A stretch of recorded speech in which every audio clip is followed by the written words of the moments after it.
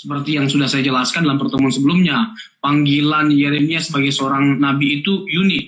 Dan kita bisa melihat bagaimana Tuhan memakai Nabi Yeremia untuk menghardik nabi-nabi yang telah menyampaikan suatu pesan, tapi Tuhan gak pernah ngomong sama mereka, tapi mereka bilang bahwa Tuhan ngomong sama mereka. Jadi luar biasa panggilan Yeremia sebagai nabi pada waktu itu. Selama 40 tahun dia menyuarakan suara Tuhan dan tidak ada pertobatan. Selain tidak ada pertobatan, tidak ada mujizat juga. Memang menyedihkan sekali panggilan dia sebagai nabi pada zamannya. Apa yang membuat dia kurang diterima karena memang pesan-pesan yang disampaikannya itu adalah pesan-pesan yang tidak enak kedengarannya. Dan nanti mungkin saya akan bahas juga kembali ya sepintas mengenai hal ini. Jadi kita ada ulik-ulik sedikit lah. Oke, Juan, selamat bergabung semuanya yang nggak bisa kami sebutkan satu-satu ya. Ini ada adik saya nih, Grand. Ini mahasiswa S2 SD Ekumene. Dia juga suka ini collab ini. Collab dengan orang atau live IG. Selamat bergabung. Ya, gimana Bang? Ya, jadi kemarin sempat juga disinggung ya. Yang tadi brother baru singgung kan, nubuatan dalam perjanjian lama, tokohnya itu Yeremia. Saya ingin bahas sedikit juga soal nubuatan ini di dalam perjanjian baru yang diambil dari 1 Korintus 14. Ya, betul. Nubuatan di sini masuk dalam karunia bernubuat, lalu juga dijelaskan mengenai seperti apa nubuatan itu. Ya, kalau saya pribadi lebih tertarik atau lebih senang kalau orang Kristen bernubuat modelnya seperti ini gitu. Ya. Bukannya anti dan nubuatan pendeta atau yang bernubuat mengenai hal-hal yang terjadi ke depan atau yang terjadi sekarang, tapi saya pribadi lebih tertarik atau lebih senang kalau hamba Tuhan orang Kristen bernubuat seperti apa yang dikatakan dalam 1 Korintus 14 ini ya. Jadi di ayatnya yang kedua, ya saya baca aja ayat kedua sampai ketiga, atau langsung ayat ketiga aja ya saya baca. Boleh. Tapi siapa bernubuat, ia kata-kata kepada manusia, ia membangun, menasehati dan menghibur. Jadi mungkin ini nanti brother bisa singgung sedikit banyak karena minggu lalu kan banyak dari konteks perjanjian lama ya. Mengenai nubuatan dalam perjanjian baru seperti ini atau sesuai dengan ayat ini, kira-kira menurut Brother Robson seperti apa yang dimaksud dengan 1 Korintus 14 ayat 3 ini? Ya, memang Paulus cerita banyak ya tentang karunia-karunia di jemaat 1 Korintus, dan termasuk salah satunya adalah karunia nubuat. Dan yang paling penting di sini bukan karunia-karunia itu sendiri, tapi bagaimana pengaplikasian karunia-karunia itu, di mana Paulus menegaskan sejumlah aturan main ketika kita mengaplikasikan karunia-karunia itu, termasuk di dalamnya tentang bahasa roh. Seperti yang kita ketahui bahwa bahasa roh ini salah satu yang ditekankan dalam jemaat Korintus. Memang perlu kita menggali latar belakang dari jemaat Korintus ya. Jemaat Korintus ini adalah jemaat yang paling kaya dengan karunia-karunia rohani. Dibandingkan semua jemaat yang lain, jemaat Korintus adalah jemaat yang paling kaya dengan karunia-karunia rohani. Tetapi, nah ini dia masalahnya. Kalau orang Manado bilang ada DP Mar, ada tapinya. Tetapi, sekalipun mereka ini kaya dalam hal karunia-karunia rohani, mereka miskin dalam hal kedewasaan rohani. Ini masalahnya. Nah, kalau kita baca 1 Korintus ini, memang nuansa surat Paulus ini itu bernada marah, agak tegas dan keras, karena memang kurang dewasa mereka dalam menggunakan karunia-karunia itu. Cenderung mereka menyombongkan diri, mereka merendahkan orang lain, menganggap diri lebih penting daripada orang lain, bahkan jarang mereka berselisih paham, dan itu yang terjadi di jemaat Korintus. Makanya sangat spesifik Paulus itu membahas karunia di jemaat Korintus. salah satu pembahasan yang paling kompleks atau komprehensif tentang karunia yaitu di Jemaat Korintus, di 1 Korintus. Nah, kalau kita mau breakdown satu-satu, secara khusus mengenai nubuatan, Paulus itu sebenarnya menegaskan lebih baik seseorang bernubuat daripada berbahasa roh. Tetapi Paulus tidak bermaksud, ini penting ya, saya harus tegaskan ini. Paulus tidak bermaksud untuk menegaskan bahwa tidak boleh berbahasa roh atau berbahasa roh itu salah. Nah, ini penting juga ini. Karena kan dilematis juga nih. Ada juga banyak problematika tentang bahasa roh. Mungkin di lain kesempatan kita akan bahas ini, Bang, tentang bahasa roh. Dan Paulus sendiri memang tegaskan di 1 Korintus 14 ya kan, di ayat 39, jangan melarang orang menggunakan bahasa roh. Itu menunjukkan bahwa bahasa roh itu bukan sesuatu yang salah, tetapi Paulus mendaftarkan sejumlah aturan main yang harus diperhatikan ketika seseorang mengaplikasikan atau menggunakan bahasa roh, seperti ada 2-3 orang yang menafsirkannya dan lain sebagainya macamnya. Lalu jangan sampai tidak tertib. Nah, kalau terkait dengan 1 Korintus ini, kalau kita merujuk kepada pembahasan nubuatan, di sini justru Paulus lebih menekankan seseorang untuk bernubuat daripada berbahasa roh. Karena kalau bernubuat itu kan erat kaitannya dengan kita menguatkan orang lain. Dan bahasa yang disampaikan itu bisa dimengerti. Nah, kalau bahasa roh, kalau kata Paulus kan ada orang baru, dia akan kebingungan. Ini dia ngomong apa? Apalagi kalau tidak ada penerjemah atau penafsir dari bahasa roh itu yang menerjemahkan atau mengartikan bahasa roh itu, orang akan kebingungan ketika masuk. Nah, beda halnya dengan kalau bernubuat, orang akan dikuatkan. Nah, apa yang dikatakan dari ayat yang baru Abang sampaikan tadi, di 1 Korintus pasal 14 ayat 4. Siapa yang berkata-kata dengan bahasa roh, ia membangun dirinya sendiri. Tetapi siapa yang bernubuat, ia membangun jemaat. Nah, bedanya apa bahasa roh itu dengan nubuat? Kalau nubuat itu membangun diri sendiri. Nah, sedangkan bernubuat itu membangun jemaat, karena bahasanya itu adalah bahasa yang mudah dimengerti. Kalau bahasa roh membangun diri sendiri kan? Iya, dan itu nanti punya pembahasan tersendiri lah ya. Ada waktu tersendiri untuk kita membahasnya. Lebih kompleks, karena memang cukup penting juga apakah bahasa roh mempengaruhi keselamatan, apakah seseorang wajib berbahasa roh, apakah kedewasaan rohani tolak ukurnya adalah bahasa roh, dan lain sebagainya macamnya. Termasuk topik yang menarik juga itu, Bang. Boleh, nanti kita bahas di lain waktu. Jadi kembali kepada konteks atau pembahasan kita soal nubuatan. Ya.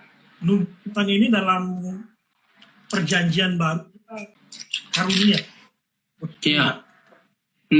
Di dalam perjanjian lama pun kan sebenarnya nabi-nabi yang bernubuat yaitu dikaruniakan Tuhan. Jadi masih paralel, masih sama gitu ya.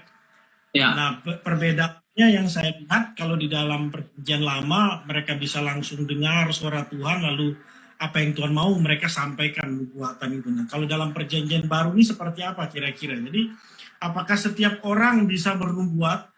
Apakah ada orang-orang tertentu saja yang punya karunia bernubuat, atau semua orang Kristen sesuai dengan di sini bernubuat itu bisa membangun satu dengan yang lain? Apakah setiap orang Kristen itu harusnya ya punya karunia ini gitu? Ya, ini jawabannya cukup kompleks atau komprehensif untuk dijawab. Nah, kalau kita merujuk kepada 1 Korintus pasal 14 lagi, Bang, memang seperti yang saya katakan tadi, kompleks dan komprehensif ya, Korintus ketika membahas tentang karunia-karunia, termasuk karunia bernubuat. Nah, di ayat yang ke-37 dimulai, jika seseorang menganggap dirinya nabi atau orang yang mendapat karunia rohani. Jadi, kalau berbicara tentang apakah mungkin seseorang itu ditunjuk oleh Tuhan untuk menyampaikan sebuah pesan, ini harus dipahami dengan benar dan very careful ya di sini, hati-hati sekali. Jadi kita harus memahami terlebih dahulu kalau terkait dengan pewahyuan firman Tuhan, apa yang sudah dikanonkan, itu sudah cukup. Sehingga kita nggak butuh nubuatan tambahan terkait dengan firman Tuhan. Sudah final. Dalam hal ini kita nggak butuh nubuatan lagi. Nah, nubuatan seperti apa yang kita anggap kalau memang Tuhan masih menyampaikan sebuah pesan untuk dinubuatkan, untuk disampaikan, yaitu terkait dengan apa yang sudah dinubuatkan oleh Alkitab, apa yang sudah disampaikan oleh firman Tuhan, dan diuji dengan cara bagaimana. Jadi pesan yang disampaikan itu bisa saja seseorang memang dia bukanlah nabi dalam pengertian jabatan, tapi nabi dalam pengertian fungsinya. Secara fungsi masih ada, tapi jabatan sudah tidak ada lagi karunia. Sudah tidak ada lagi jabatan nabi. Itu sudah selesai. Tapi fungsi dari nabi itu masih berlaku. Nah, tetapi ini dia yang mau saya tegaskan. Tetapi harus dipahami ketika orang bernubuat, pesan yang dia sampaikan itu tidak boleh melenceng dari Alkitab. Makanya saya tegaskan di awal pertemuan, di sesi pertama, seseorang jangan hanya senang mendengarkan nubuatan tanpa baca firman Tuhan. Seseorang harus terlebih dahulu suka membaca dan serius belajar kebenaran sehingga tidak dengan mudah ditipu dengan bualan-bualan dari para hamba Tuhan atau pendeta-pendeta dengan segudang janji-janji yang ternyata memang tidak sesuai dengan firman Tuhan. Tetapi kan bagaimana kita bisa mengerti itu sesuai dengan firman Tuhan atau tidaknya kalau kita tidak memahami Alkitab.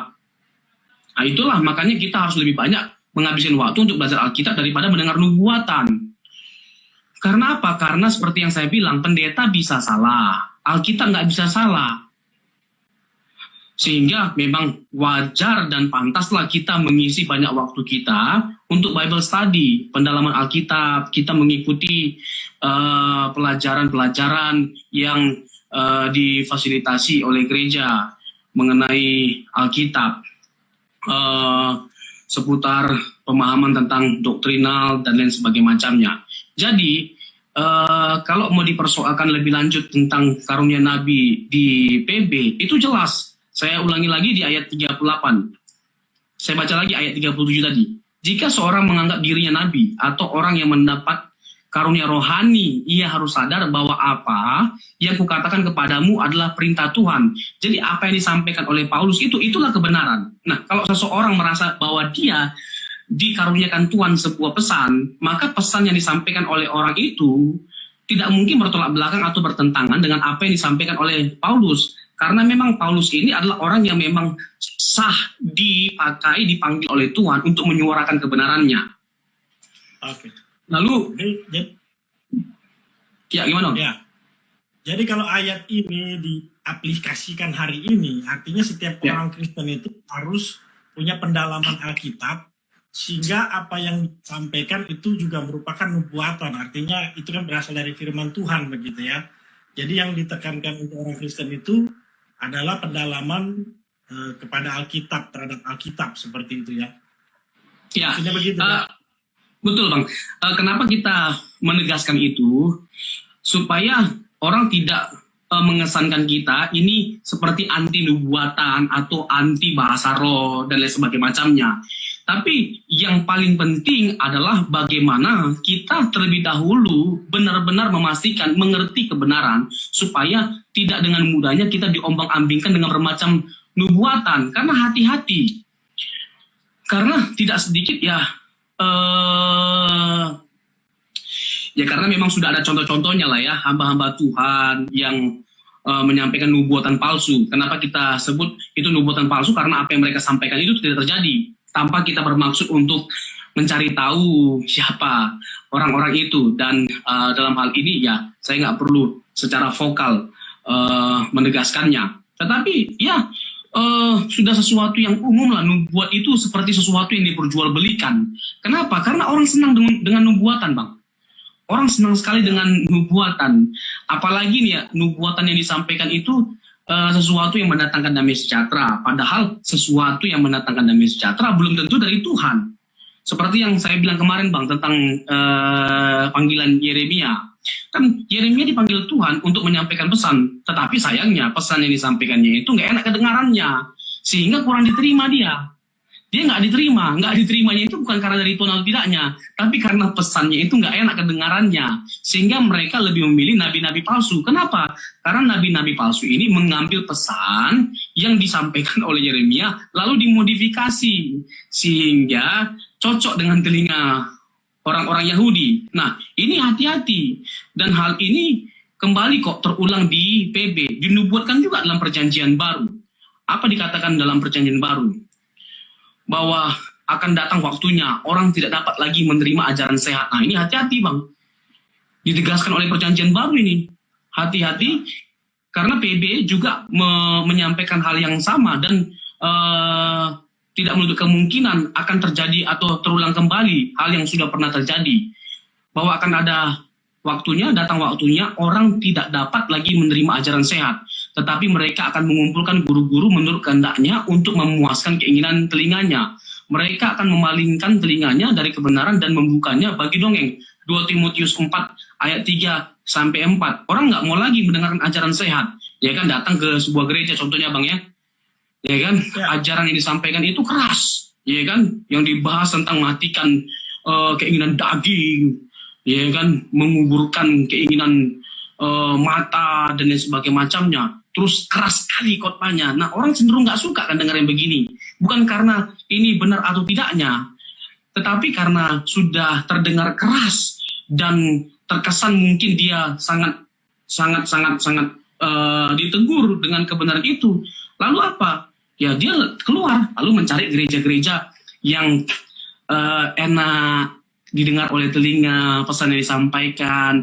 Teduh, dia berdosa pun dosanya nggak diusik. Karena apa? Ya, yang disampaikan ya hanya hal-hal yang seputar bagaimana kita jadi orang Kristen yang sukses, kaya, punya banyak duit, banyak uang. Ya. Mungkin Abang bisa menambahkan lah dalam hal ini. Ya.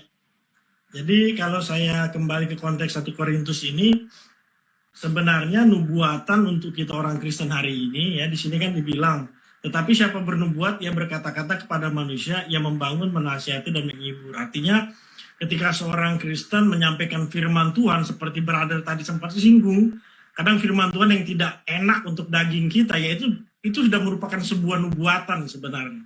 Ya, bisa. Jadi, bisa juga dalam bentuk nasihat yang berasal dari ayat firman Tuhan. Nah, yang saya mau singgung ini begini, brother. Jadi kemarin juga sempat ada pertanyaan-pertanyaan bagaimana supaya kita menguji semua ini. Tadi brother sempat singgung cara mengujinya ya kita dalamin firman Tuhan sehingga kita bisa bedakan ini palsu atau asli. Nah, persoalannya begini, nggak sedikit juga siapapun, kita tidak boleh sebut namanya. Ketika seorang mengatakan Tuhan berbicara kepada saya lalu menyampaikan nubuatannya, nah ini juga menjadi persoalan bagi banyak orang Kristen. Kira-kira kalau sudah depannya Tuhan bicara sama saya, kan kalau dalam perjanjian lama kan seperti itu ya, Tuhan berbicara pada saya untuk menyampaikan bla bla bla. Nah zaman sekarang juga sama nih, siapapun orangnya bisa kita, ya termasuk saya juga paling hobi dulu ya. Dulu sebelum firman Tuhan sampaikan ayat kan depannya harus itu dulu biar yakin jemaat kalau saya ini dekat sama Tuhan gitu ya. Depannya kan Tuhan bicara sama saya. Nah, maksud saya begini, kita tidak anti sekali lagi dengan nubuatan atau orang yang mengatasnamakan Tuhan berbicara kepada dia. Saya pun juga sampai hari ini masih yakin Tuhan bisa berbicara kepada seseorang. Tapi bagaimana caranya sebagai orang Kristen, kita benar-benar bisa membedakan. Ini benar-benar Tuhan yang memang baru bicara sama dia, atau ini sebenarnya bukan Tuhan gitu. Selain dari orang Kristen baca Alkitab, kira-kira yang dari Brother Robson ini seperti apa kira-kira? Ya, ini bagus ya pertanyaannya. Sederhananya mungkin begini saya sampaikan dulu. Tidak semua orang yang berkata Tuhan berkata kepada saya benar-benar Tuhan berkata sama dia. Itu yang pertama, itu poin pertama. Belum tentu. Nah, masuk ke pertanyaan esensi, bagaimana kita mengujinya? Ada beberapa kriteria yang kita bisa pakai untuk menguji, untuk membuktikan orang itu benar-benar mendapatkan suara Tuhan atau firman Tuhan atau tidaknya. Pertama, Alkitab, ya kan? Pokoknya sesuatu yang bertentangan dengan firman Tuhan yang kita dengarkan itu pasti bukan dari Tuhan. Itu pertama. Dan maaf kata kalau saya menyampaikan hal ini, ya kalau dia bertobat lain hal.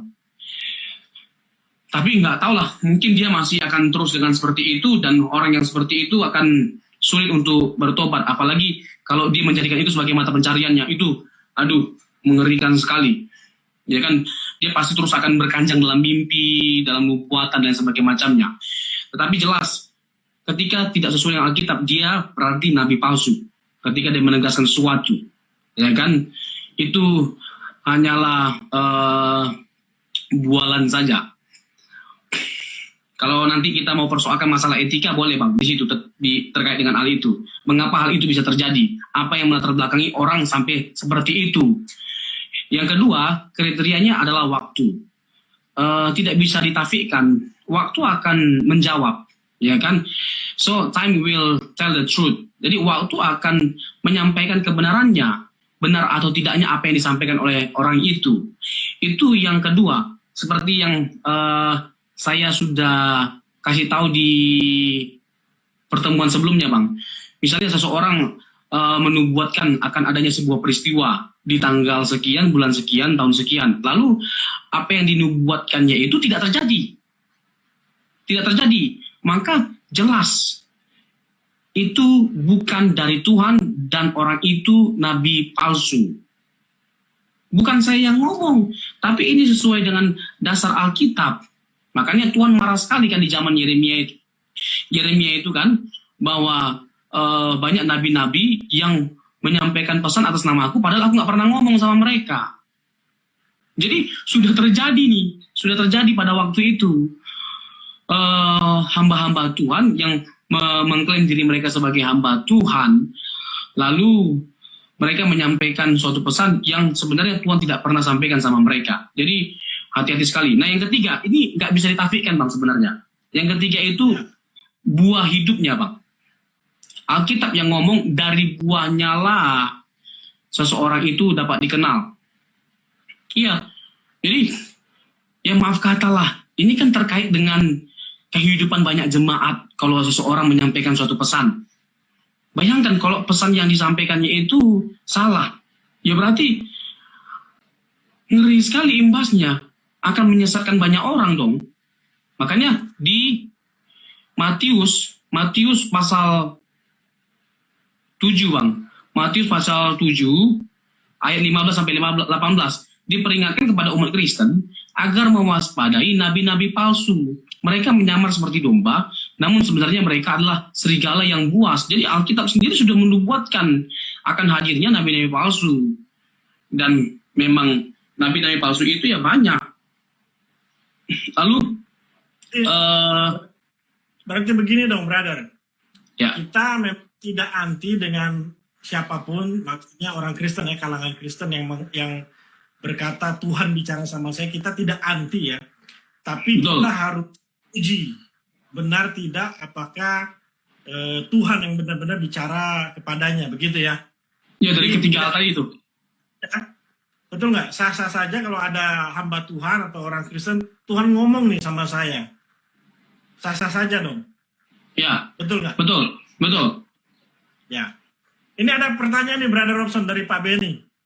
Apakah setiap orang Kristen yang mencoba bernubuat bisa disebut nabi? Sebenarnya tadi sempat disinggung sedikit ya sama Brother Robson bahwa untuk jawatan sudah tidak ada. Secara jabatan. Secara fungsi ya.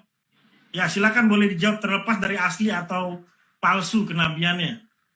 Ya betul. Jadi kita nggak bisa menafikan kebenaran fungsi kenabian itu masih ada, di mana Tuhan masih menyampaikan pesannya kepada seorang nabi untuk disampaikan. Tetapi esensinya yang harus kita pahami, pesan yang disampaikan oleh hamba Tuhan itu hanyalah pesan yang mengulangi apa yang sudah disampaikan oleh Alkitab. Karena begini, tidak ada lagi sesuatu yang baru. Dan kita memang nggak perlu lagi membutuhkan sesuatu yang baru. Karena apa yang sudah disingkapkan oleh Tuhan bagi kita, itu sudah sempurna dan cukup bagi kita. Sehingga jelas bagi kita, pesan yang disampaikan itu hanya mengingatkan kita kembali akan pesan yang sudah disampaikan oleh Tuhan kepada para nabi dan para rasul. Dan seperti yang kita ketahui, sudah di-close kanon Alkitab. Kalau kita memahami sudah di-close dengan kitab Wahyu sebagai kitab terakhir, maka tidak ada ruang bagi kita untuk menambahkan pesan yang sudah disampaikan oleh Tuhan. Tuhan ya sendiri yang menyampaikan pesan finalnya melalui kehadiran Tuhan Yesus. Dan semua yang dilakukan oleh Tuhan Yesus, semua yang diajarkan oleh Tuhan Yesus, itulah yang dicatatkan. Dan semua nubuatan-nubuatan yang diwahyukan oleh Tuhan kepada para rasul, itulah yang dicatatkan. Dan apa yang disampaikan oleh Tuhan sekali lagi kepada hamba-hamba Tuhan hari ini, kalaupun mereka merasa mereka menerima pesan Tuhan itu tidak boleh keluar dari esensi firman Tuhan yang sudah dituliskan dalam Alkitab. Begitu kurang lebih, Bang. Pertama, kita tidak menafikan kebenaran mengenai Tuhan masih berbicara untuk menunjukkan bahwa kita nggak menyangkali Tuhan masih berbicara yakini. Dan kita memang harus mendengarkan suara Tuhan. Tapi mendengarkan suara Tuhan itu kan banyak medianya. Bukan hanya audible. Nah ini sering disalahpahami oleh banyak orang. Bahkan termasuk hamba-hamba Tuhan. Sehingga sangatlah hati-hati kita dalam memahami hal ini. Bukan bermaksud untuk menghakimi. Tapi supaya kita tidak terjebak kepada kesalahan yang berulang-ulang kali telah dilakukan. Itu medianya pertama peristiwa hidup, melalui peristiwa kehidupan Tuhan berbicara kepada kita. Itu jelas kok. Sama seperti ditegaskan oleh Ayub, dulu aku mendengarkan engkau dari apa kata orang, tapi hari ini aku memandang engkau. Hari ini mataku memandang engkau. Lewat apa? Lewat peristiwa. Jadi dia mengenal Tuhan, dia mengalami Tuhan, dia menjadi semakin lebih dekat dengan Tuhan lewat peristiwa. Tuhan berbicara, Tuhan menyatakan dirinya lebih dalam kepada Ayub justru lewat peristiwa kehidupan. Jadi banyak media yang Tuhan atau sarana yang Tuhan bisa pakai untuk Tuhan menyatakan pesan atau berbicara kepada kita. Yang selanjutnya, nggak tahu yang berapa. Selanjutnya, yang ketiga, selain Tuhan ngomong langsung, terus lewat berbagai macam peristiwa kehidupan kita, yang ketiga itu Alkitab. Ini kan pesan Tuhan. Ini kan pesan Tuhan dan ini sempurna.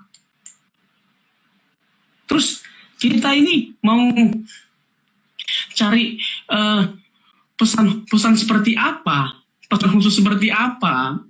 Kalau Alkitab itu sudah sempurna, diwahyukan, diilhamkan oleh Tuhan. Dan semua hal-hal yang penting-penting itu dan krusial itu sudah disampaikan oleh Tuhan. Okay. Kecuali memang ada sesuatu yang terkait dengan pribadi kita yang Tuhan mau sampaikan, ya itu lain hal.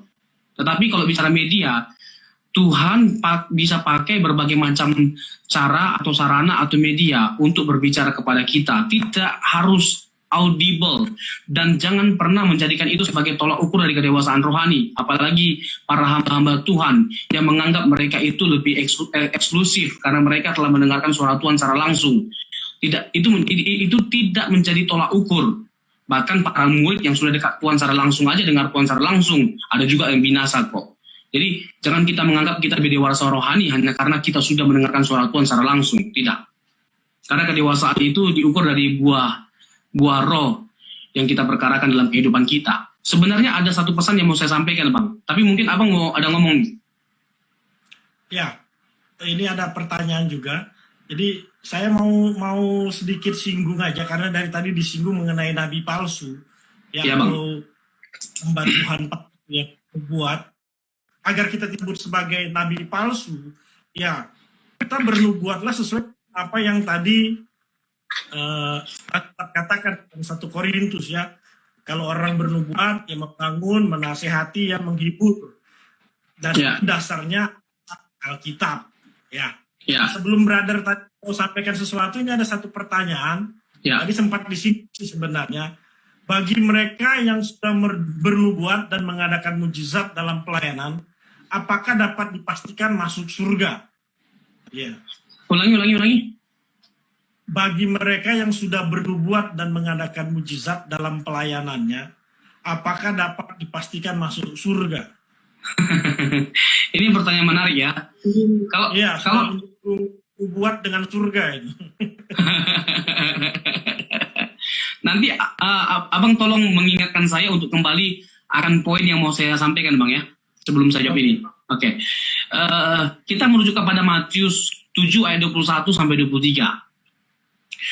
Dikatakan, ditegaskan di sana, bukankah kami menyembuhkan demi namamu, mengusir setan demi namamu, bernubuat demi namamu?